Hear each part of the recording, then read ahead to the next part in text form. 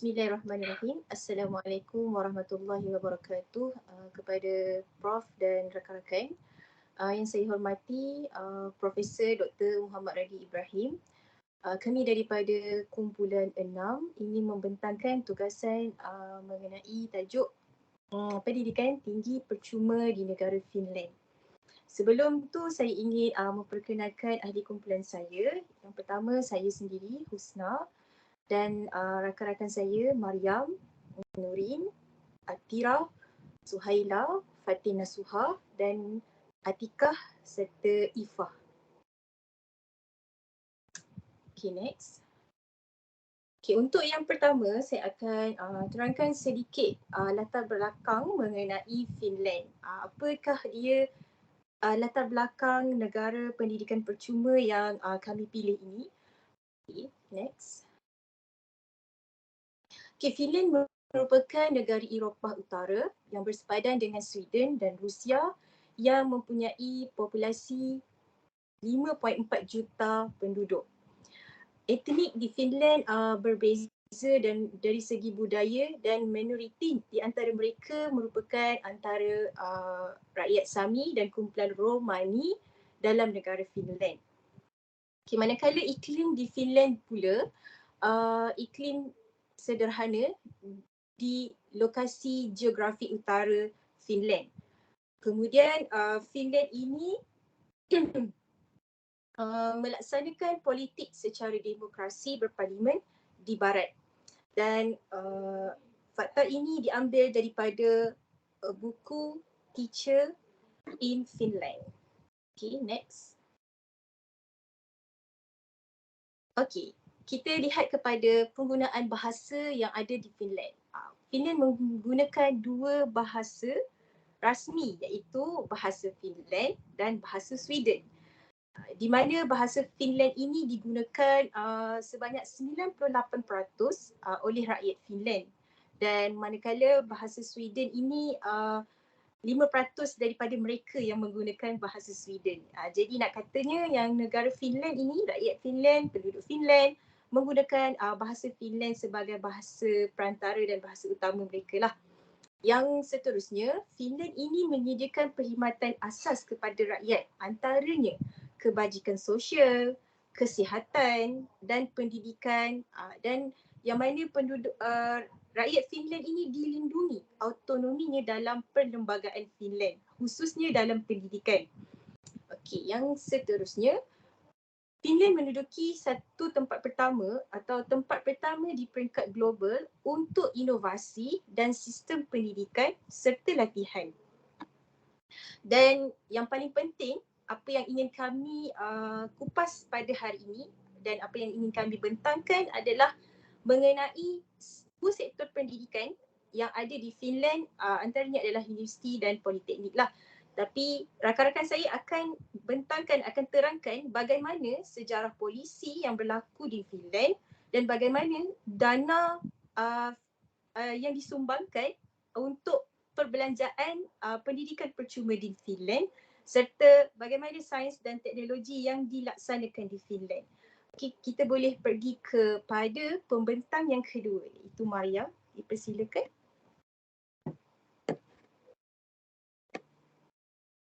Okey, terima kasih kepada saudari Husna. Okey, seterusnya saya Mariam Aklimah akan membentangkan sejarah polisi dibentuk. Okey, next. Okey, bermula pada tahun 1950,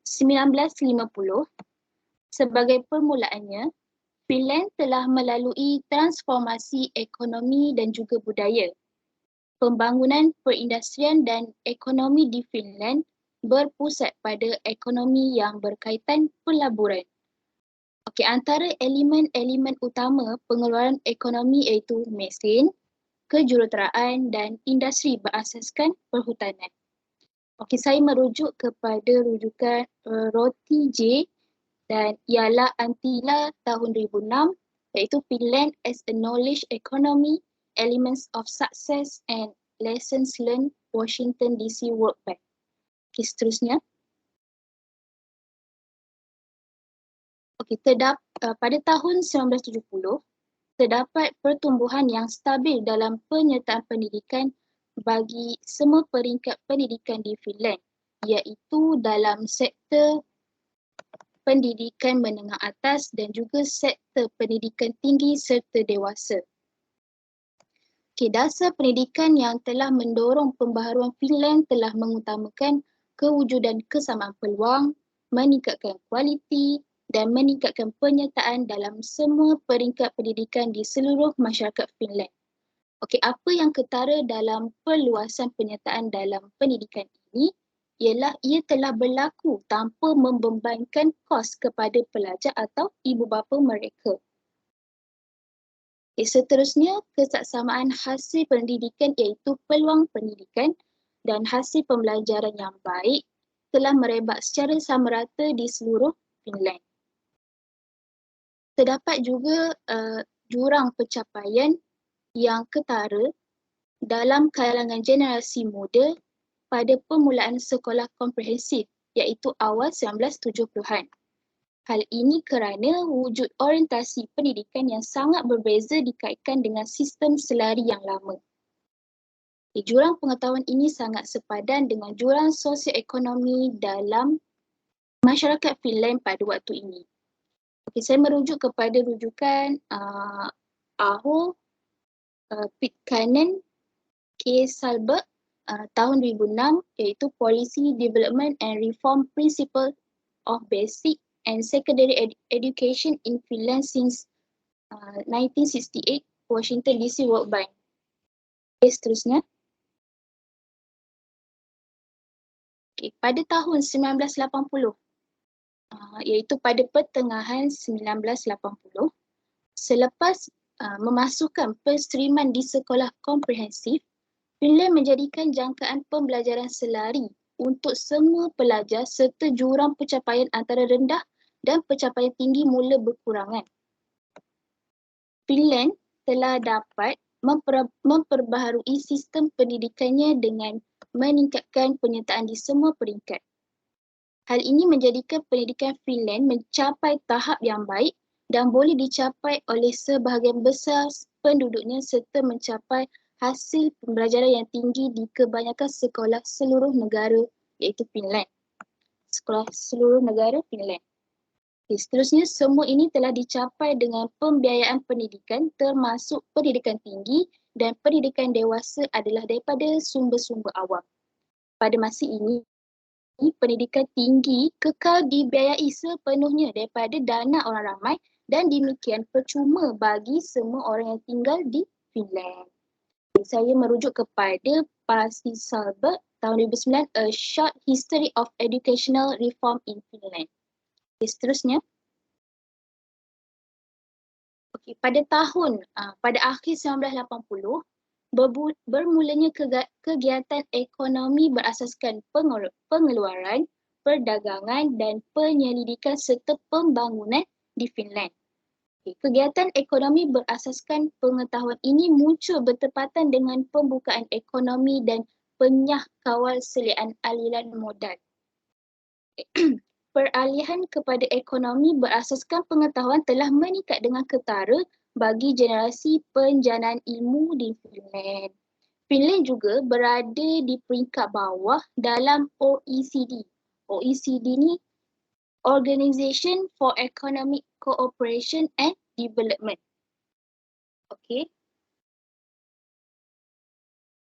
Apa itu OECD ni adalah sebentar ya.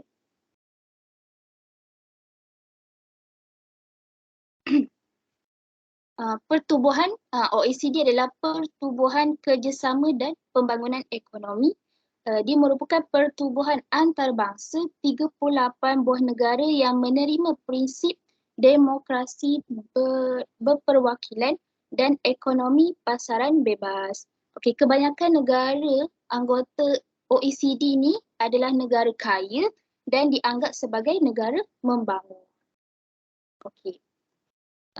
Finland ni berada di peringkat bawah dalam OECD berbanding negara-negara lain iaitu bidang penyelidikan dan keamatan pembangunan.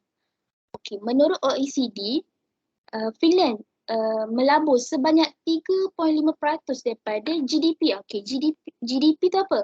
GDP ni adalah Gross Domestic Product, iaitu keluaran dalam negara kasar, KDNK. Dalam penyelidikan dan pembangunan iaitu R&D, Research and Development, yang kedua tertinggi di OECD selepas Sweden. Okey, rujukannya Finland as a Knowledge Economy, Elements of Success, tahun 2006. Okey, next. Okey, seterusnya pada tahun 1980, sistem pendidikan Finland hanya mempunyai beberapa ciri yang menarik minat di kalangan pendidik antarabangsa dan banyak aspek pendidikan telah diterima pakai daripada Sweden. Finland telah menambah baik modal insan dengan mengubah sistem pendidikan daripada kurang memuaskan kepada salah satu negara antarabangsa yang terbaik. Kejayaan yang telah dicapai itu juga kerana melaksanakan reformasi pendidikan yang berbeza daripada bangsa-bangsa lain.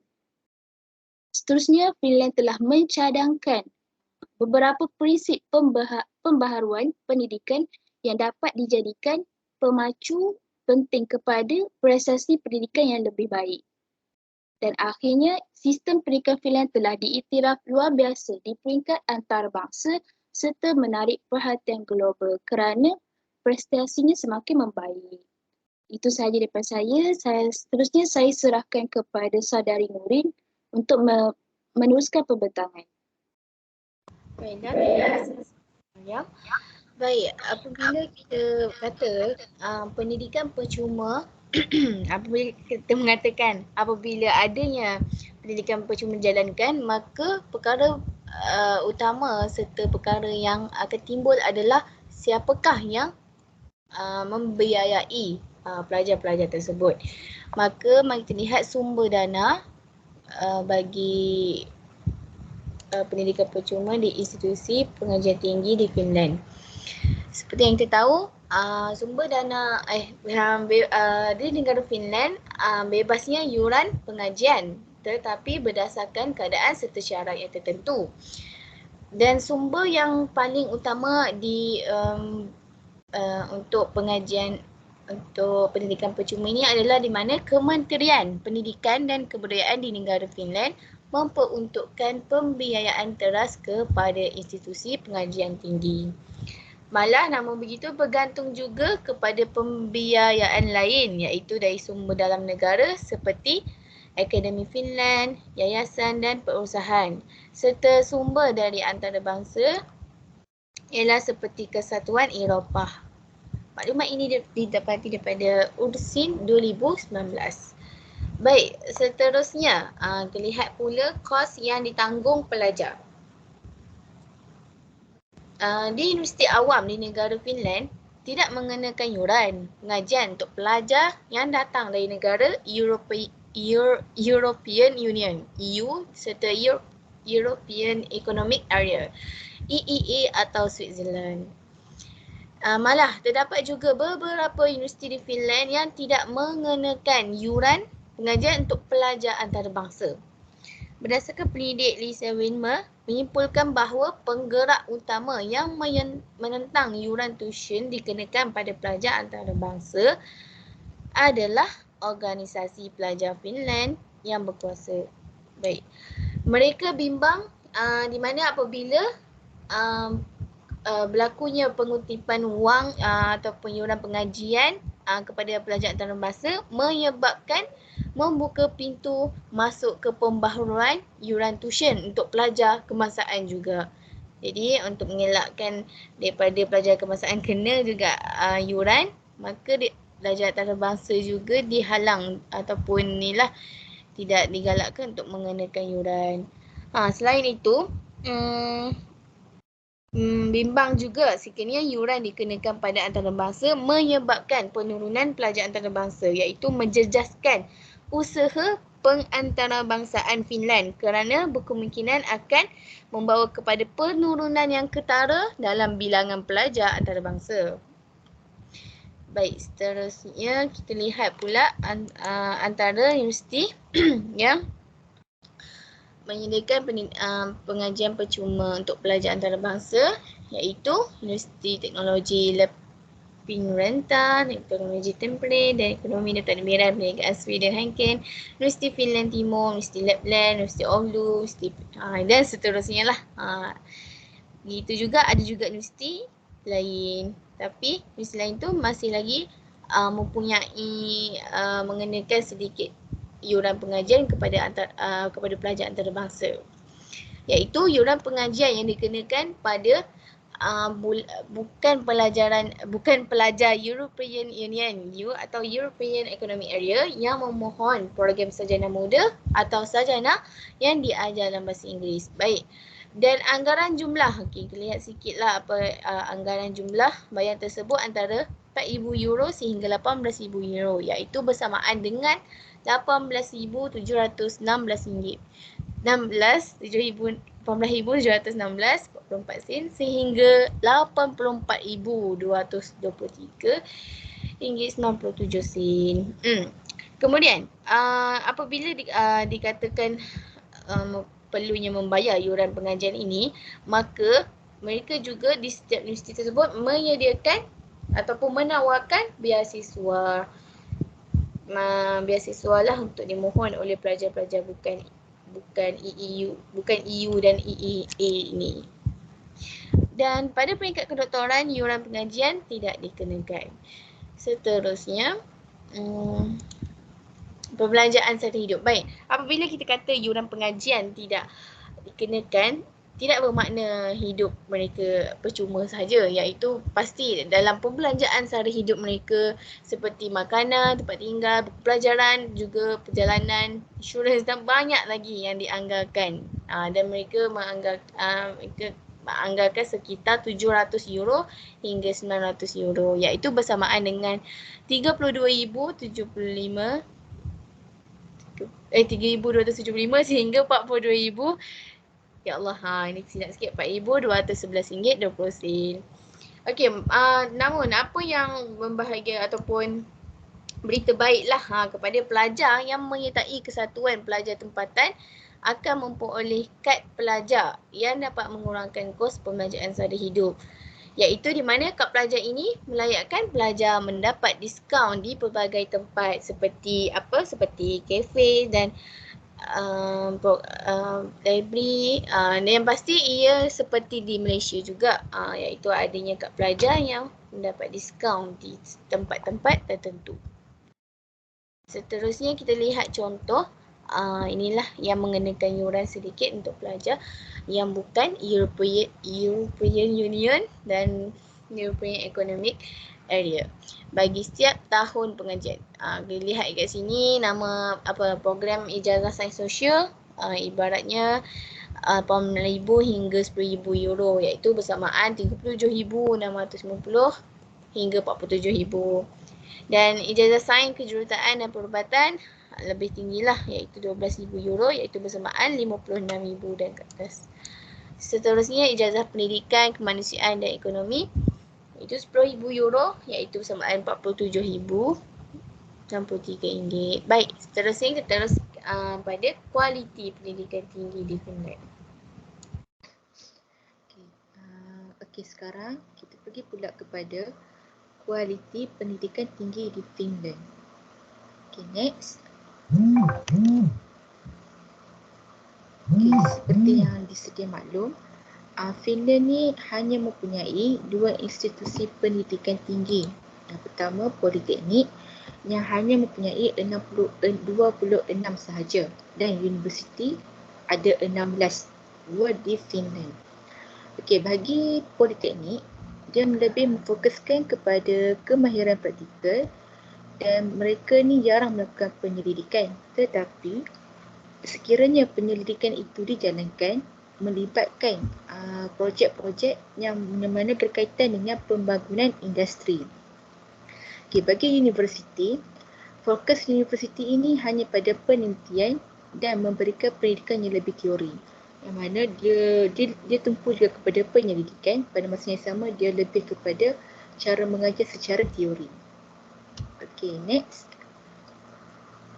Okay, bagi tempoh pengajian, Kalau sekiranya politeknik untuk diploma akan mengambil masa selama 3 hingga ke 4 tahun, dan sekiranya untuk meneruskan pengajian dalam master akan diberikan tempoh selama 1 atau 2 tahun, tetapi ikutlah kepada keupayaan untuk kita menghabiskan masa tersebut.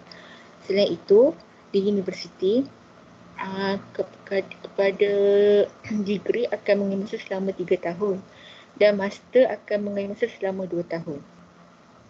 Okey, info ini saya dapat daripada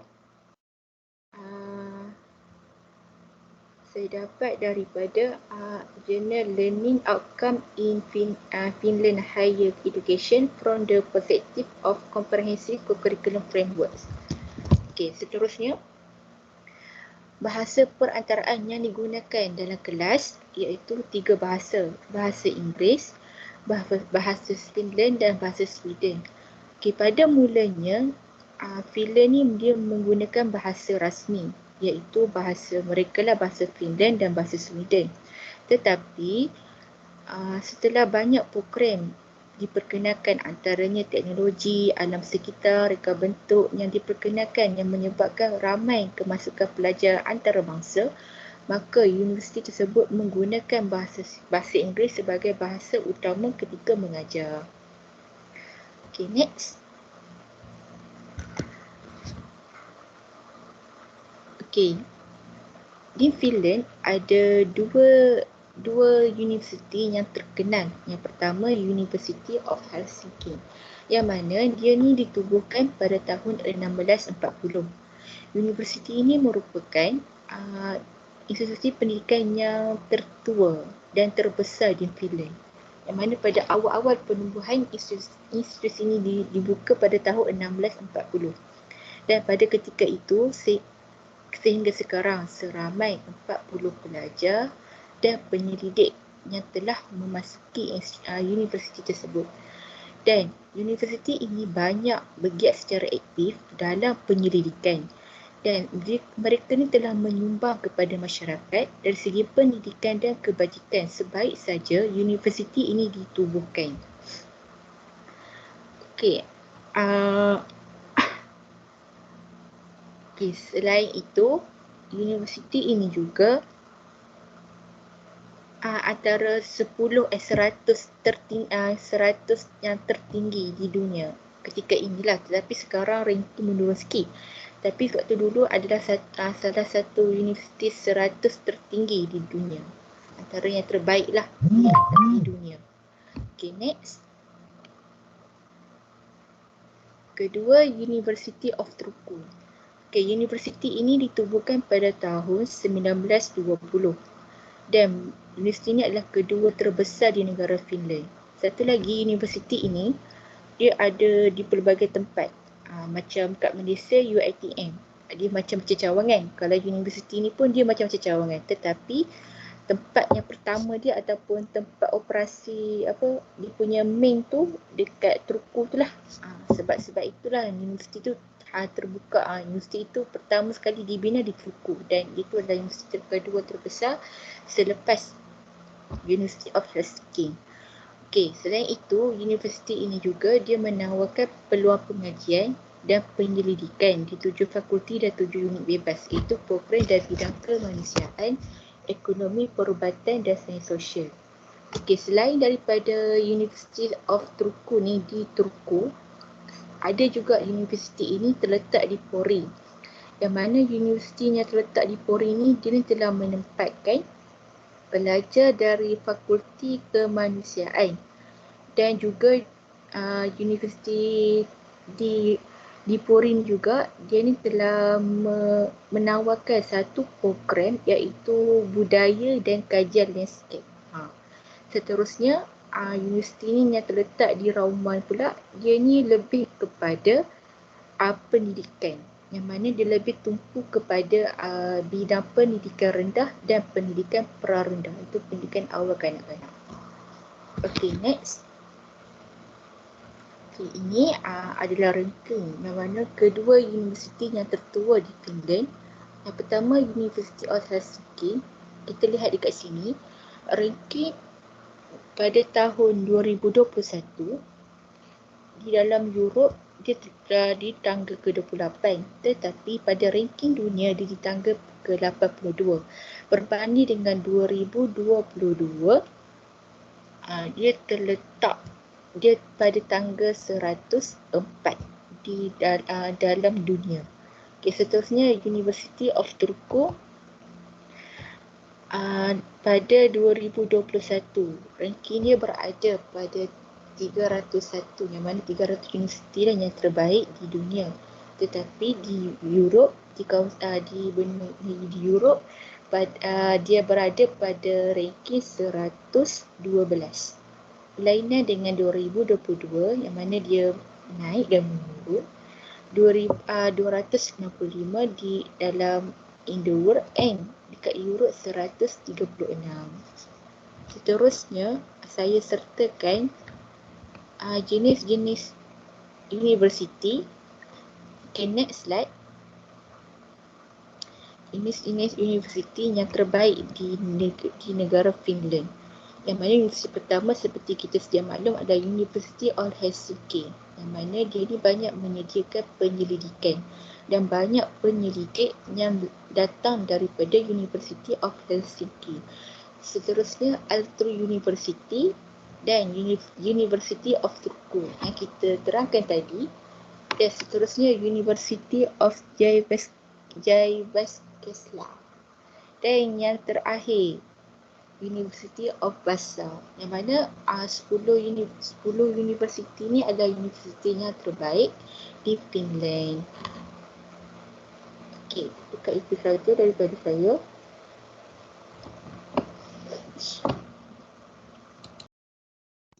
Okey, terima kasih Ifa. Dengar ke suara saya? Okey, so bismillahirrahmanirrahim. Okey, so insyaAllah saya akan teruskan kepada dana untuk penyelidikan sains. Okey, next slide. Okey, bagi dana untuk penyelidikan sains di negara Finland yang mana pada tahun 1999 program pembiayaan tambahan kerajaan mahu meningkatkan di negara Finland ingin meningkatkan tahap intensiti penyelidikan di negara Finland kepada 2.9%, yang mana juga iaitu pembiayaan untuk penyelidikan saintifik di Finland adalah terutamanya daripada syarikat-syarikat swasta sendiri di negara Finland serta kerajaan. Malah sumber pembiayaan yang lain termasuk pelbagai dana di negara Finland serta yayasan di Finland itu sendiri. Manakala juga iaitu beberapa organisasi lain yang mana turut menyumbangkan kepada penyelidikan sains, iaitu Majlis Penyelidikan yang mana dikatakan iaitu dimaknakan Akademik Finland AOF, yang mana AOF ialah agensi pembiayaan utama untuk penyelidikan saintifik di negara Finland, iaitu pembiayaan Majlis Penyelidikan ni iaitu menyumbang kepada penyelidikan sains di negara Finland.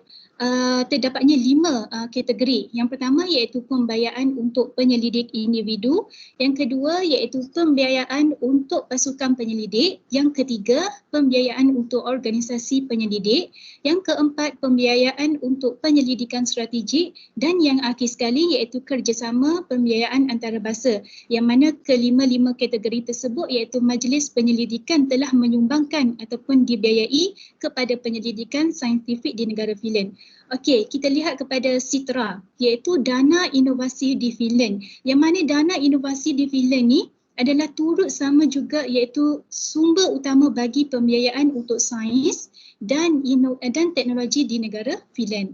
Okey, seterusnya iaitu Persatuan Yayasan di Finland.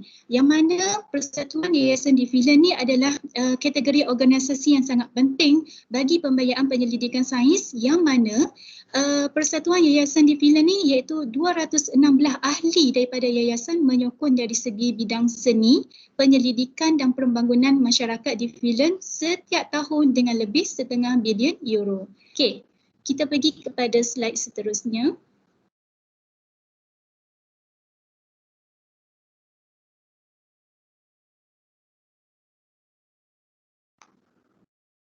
Okey. Finland juga di negara Finland juga telah membelanjakan 3.32% daripada keluaran dalam negaranya sendiri yang mana membelanjakan kepada industri penyelidikan dan pembangunan selepas beberapa tahun dasar penjimatan yang mengurangkan kepada pembelanjaan kerajaan kepada sektor penyelidikan di negara Finland itu sendiri.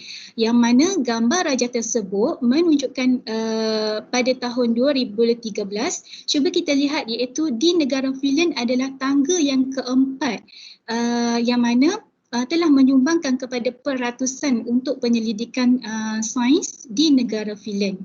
Okey, di negara Finland itu sendiri adalah lebih majulah daripada negara-negara yang lain yang mana Finland ni adalah kategori negara yang paling mementingkan kepada teknologi dan inovasi saintifik.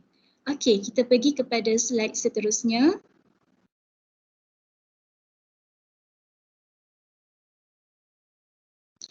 Okey, slide seterusnya iaitu pada tahun 2018, jumlah pelaburan untuk R&D ialah 6.4 bilion euro bersamaan ringgit Malaysia tersebut.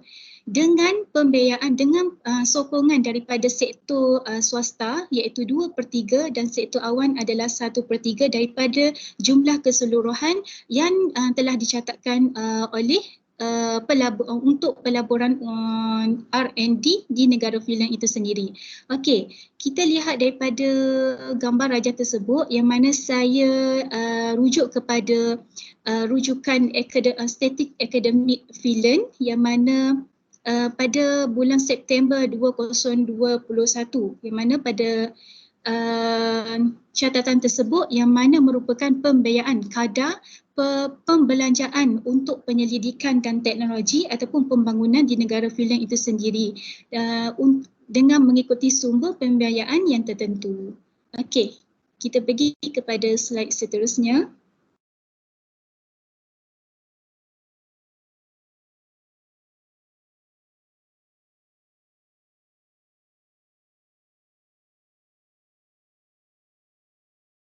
Okey, slide seterusnya adalah pada tahun 2019 hingga 2021, maknanya tahun lepas, iaitu Januari 1.1 dan sehingga 1.3 menunjukkan Majlis Penyelidikan telah mencatatkan ataupun telah menerangkan tentang bilangan permohonan penyelidikan, bilangan yang dibiayai, yang telah dibiayai kepada penyelidik ataupun projek-projek yang telah diberjayakan kepada 3 kategori iaitu pasca doktor penyelidik, yang kedua iaitu fellow penyelidik akademik dan projek akademik iaitu pada sekitar 2019 hingga 2021 yang mana saya ambil daripada sumber rujukan akademik Finland juga iaitu pada halaman 7 hingga 8.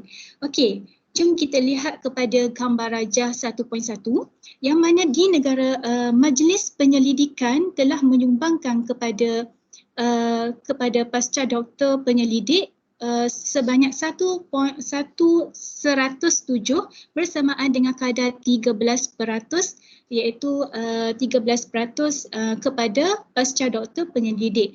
Yang mana kita lihat kepada 1.2, Januari 1.2 iaitu kepada fellow akademik di Finland. Yang mana Majlis Penyelidik telah menyumbangkan kepada 67 pada tahun 2021 dengan kadar kejayaan 11%. Okey, kita lihat kepada gambar raja Januari 1.3 yang mana Majlis Penyelidik telah menyumbangkan kepada akademik research project yang mana sebanyak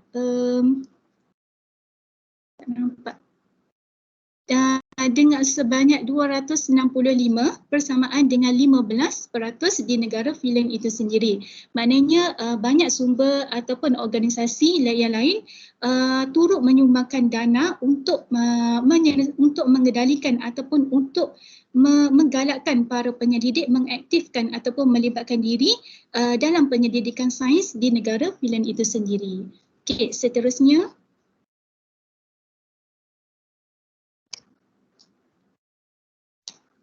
Okay, seterusnya saya serahkan kepada pembentangan seterusnya. Okey, terima kasih daripada saya. Saya Fatin Nasuha binti Jamal Abdul Nasir. Jom kita tengok pula kepada status sains dan teknologi di negara Finland. Yang pertama adalah pendidikan di Finland terkenal sebagai sistem pendidikan terbaik di seluruh dunia. Sejak hasil ujian program penilaian pelajar international atau Program for International Student Assessment PISA keluar pada tahun 2000, Finland mendapat perhatian khusus dari seluruh dunia. Yang ketiga, PISA merujuk kepada hak individu iaitu pengetahuan ilmiah dan penggunaan memperoleh pengetahuan baru, menjelaskan fenomena ilmiah, kesimpulan bukti tentang isu-isu berkaitan. Seterusnya. Okey.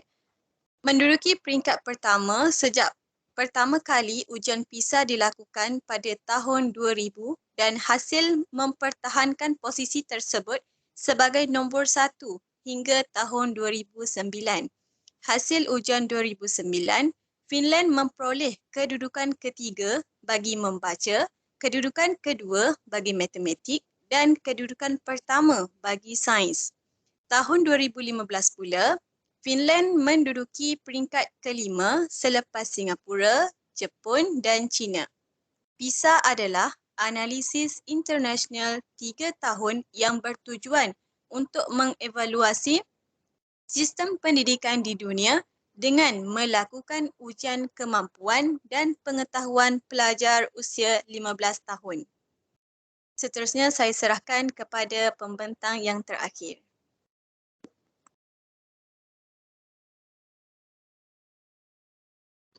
Ya, Bismillahirrahmanirrahim.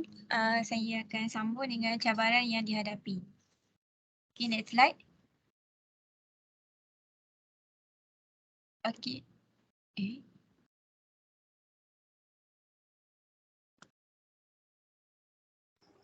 Okay, seterusnya kita lihat cabaran yang dihadapi oleh negara Finland itu sendiri dan juga cabaran penerima pendidikan percuma itu sendiri. Okay, pertama kita tengok cabarannya ialah keruntuhan ekonomi yang serius pada awal 1990-an. Okay, kita tahu bahawa Finland ni merupakan negara yang terkenal sebagai negara yang unggul dari segi pembangunan pendidikan dan juga ekonomi. Okay, namun kita tahu tidak ada yang sempurna. Finland juga menghadapi saat-saat genting lah orang kata. Okay, kita telusuri perkembangan sistem ekonomi dan juga sistem pendidikan Finland sejak 1980-an. Kita dapat lihat bahawa ia menunjukkan keberhasilan dan juga kejayaan sistem pengurusan negara ini yang begitu hebat. Okay, tapi bila terjadinya keruntuhan ekonomi yang serius pada awal 1990-an, Finland mengalami keruntuhan ekonomi yang teruk dan disertai dengan krisis perbankan yang merundum.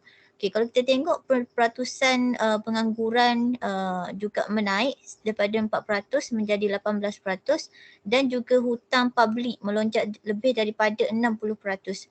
Okay, hal ini akan menjejaskan peruntukan pendidikan percuma yang ditawarkan oleh negara tersebut.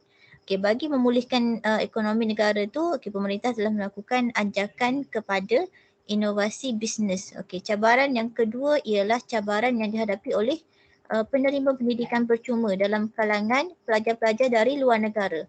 Okay, sebagai contoh, adanya cabaran dari segi halangan bahasa. Okay, selain tu adanya requirements yang tertentu iaitu pengalaman kerja yang relevan yang diperlukan semasa melakukan kerja-kerja amali dan sebagainya. Okay, dan juga graduan-graduan asing ni daripada Finnish University tidak diberi peluang untuk tinggal dan memberi sumbangan kepada sistem pendidikan Finland. Okay, namun demikian kita dapat lihatlah bahawa hal ini menunjukkan kekayaan negara Finland itu sendiri. Jadi maknanya Finland ni tidak menetapkan syarat graduan asing ni kena bagi sumbangan disebabkan dah bagi pendidikan percuma kepada mereka. Okay, cabaran yang terakhir ialah sistem pemilihan pelajar yang agak ketat.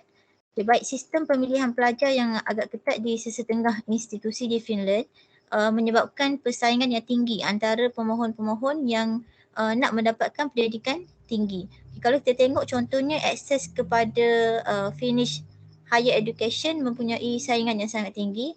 Okay, setiap tahun hanya 1/3 daripada pemohon applicants ini yang ditawarkan untuk melanjutkan pengajian tinggi. Okey, tapi kita tengok tahun demi tahun Finnish government ni akan menambah lebih lagi tempat belajar bagi mengurangkan bilangan students yang reapply, yang memohon balik, dan supaya lebih ramai lagi pemohon-pemohon diterima masuk untuk mendapatkan pengajian tinggi secara percuma.